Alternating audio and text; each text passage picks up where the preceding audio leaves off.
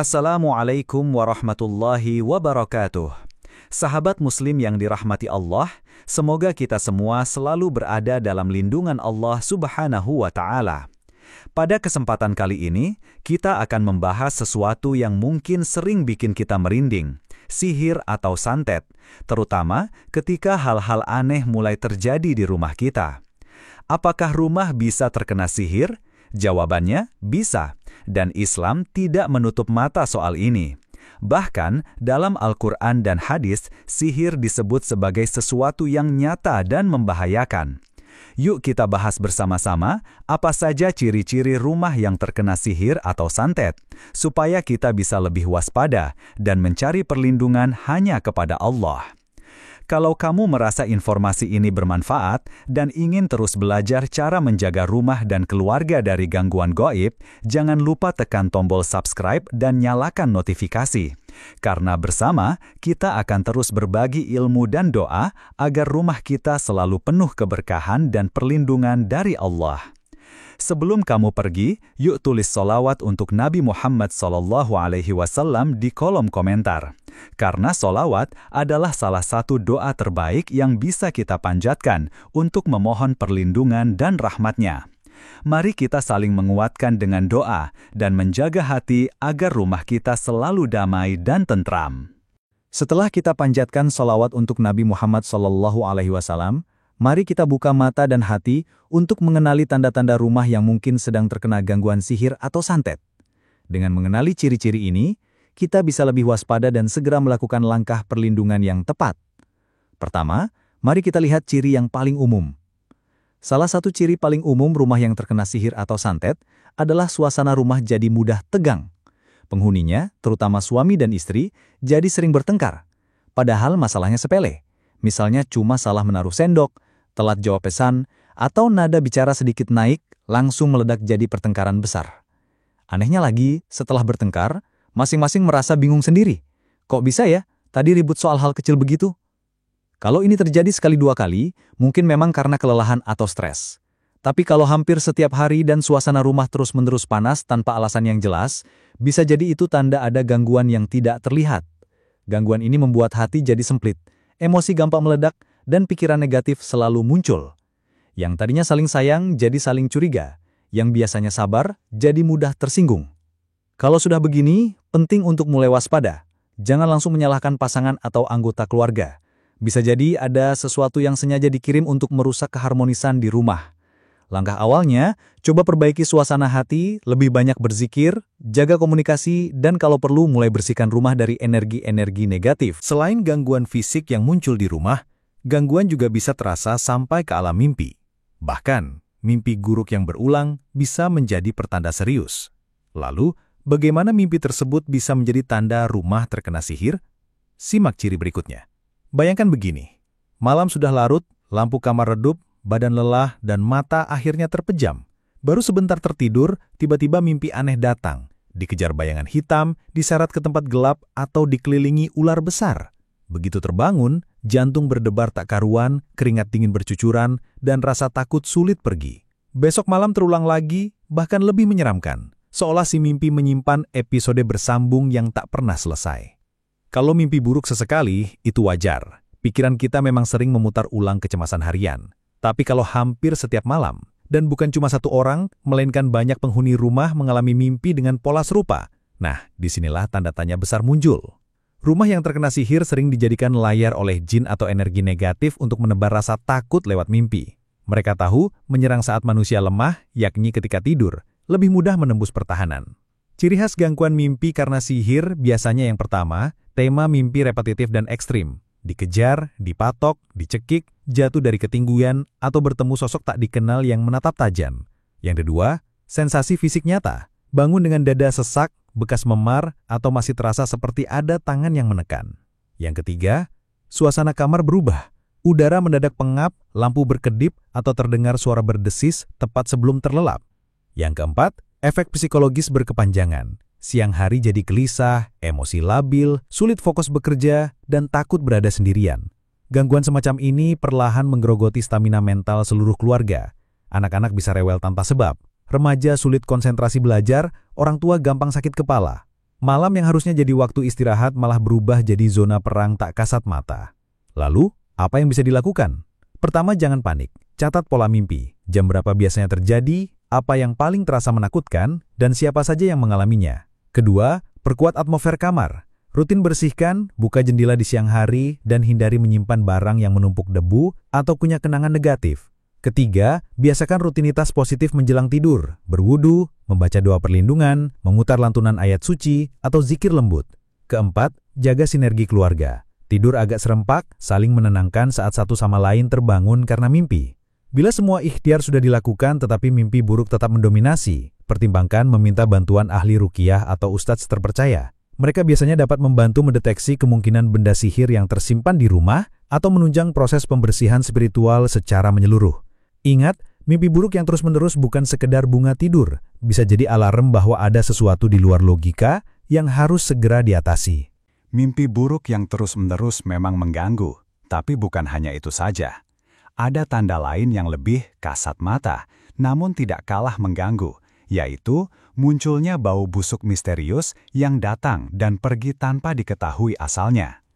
Ciri lain dari rumah yang diduga terkena sihir atau santet adalah munculnya bau busuk yang datang tiba-tiba tanpa sumber yang jelas. Bau ini bisa sangat tajam, seperti bau bangkai, darah amis, kemenyan terbakar, atau aroma anyir yang menusuk hidung. Yang bikin aneh, ketika dicari-cari sumbernya, tidak ditemukan apa-apa. Tidak ada makanan basi, tidak ada hewan mati, dan kamar mandi pun bersih. Namun, baunya seolah-olah muncul dari balik tembok atau dari udara itu sendiri. Lebih misterius lagi, bau itu bisa datang dan pergi seenaknya. Kadang muncul saat malam, kadang pagi hari, kadang hanya lewat beberapa detik lalu hilang begitu saja. Bau seperti ini bisa menjadi salah satu tanda adanya gangguan gaib di dalam rumah, terutama jika bau itu muncul berulang di lokasi yang sama, seperti di pojok ruangan, belakang pintu, atau kolong tempat tidur. Biasanya, bau tersebut tidak disadari oleh semua orang di rumah. Kadang, hanya 1 atau 2 orang yang mencium bau aneh itu, sementara yang lain tidak merasakannya sama sekali. Ini sering disebut sebagai indikasi dari kehadiran jin atau benda sihir yang ditanam atau dikirim ke rumah. Sihir seringkali menggunakan media tertentu, seperti kain, tanah kuburan, rambut, atau paku berkarat yang bisa disimpan di tempat yang sulit dijangkau dan memancarkan energi negatif. Media inilah yang menjadi rumah bagi jin yang diutus untuk mengganggu. Ketika jin itu aktif, bisa muncul aroma yang tidak biasa sebagai bentuk manifestasi keberadaannya. Efek dari bau gaib ini bisa lebih dari sekedar gangguan penciuman. Tidak jarang, setelah mencium bau tersebut, penghuni rumah merasa mual, pusing, gelisah, atau bahkan tiba-tiba sakit perut.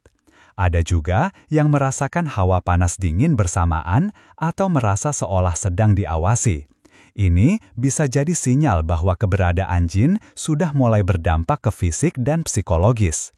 Kalau bau ini sering muncul, langkah pertama yang bisa dilakukan adalah mulai mendeteksi lokasi bau paling sering muncul, lalu bersihkan tempat itu dengan air dan cuka atau air daun bidara sambil membaca doa-doa perlindungan. Selain itu, putar lantunan ayat suci di dalam rumah secara rutin, terutama di area yang terasa berat atau menimbulkan aroma tak wajar.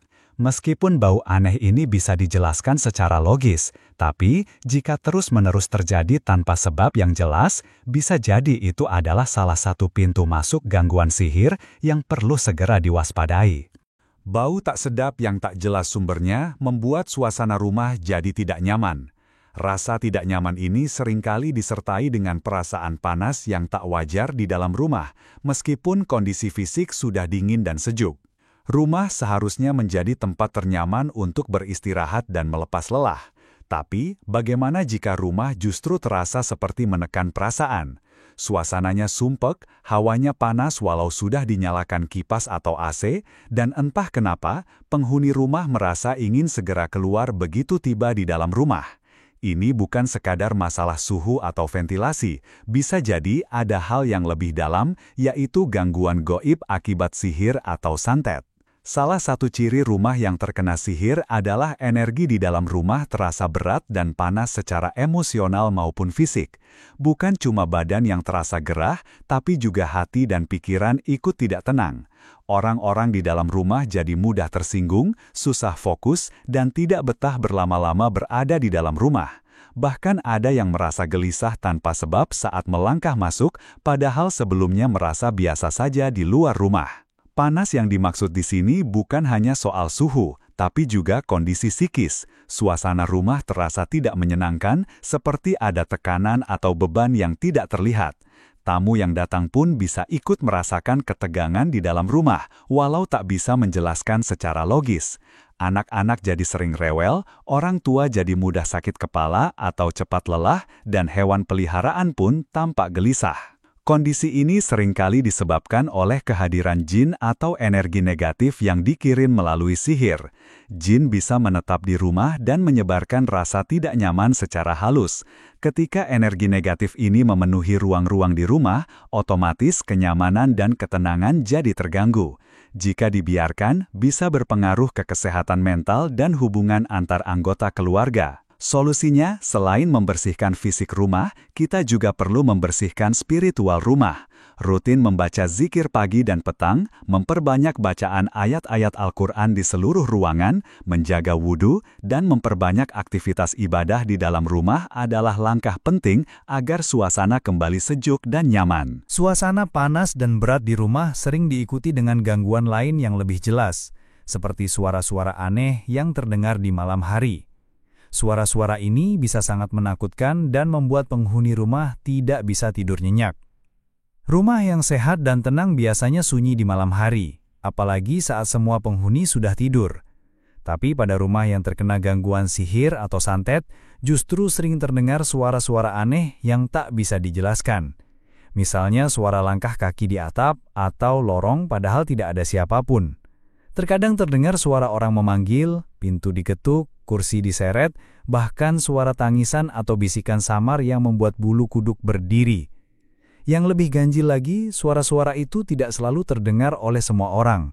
Mungkin hanya satu orang yang mendengarnya, sementara yang lain merasa tidak terjadi apa-apa. Hal ini bisa membuat seseorang merasa bingung, takut, atau bahkan ragu dengan kewarasannya sendiri. Dalam banyak kasus, suara-suara gaib seperti ini adalah salah satu bentuk gangguan dari jin atau energi sihir yang sengaja dikirim untuk menakut-nakuti dan menguras mental penghuni rumah.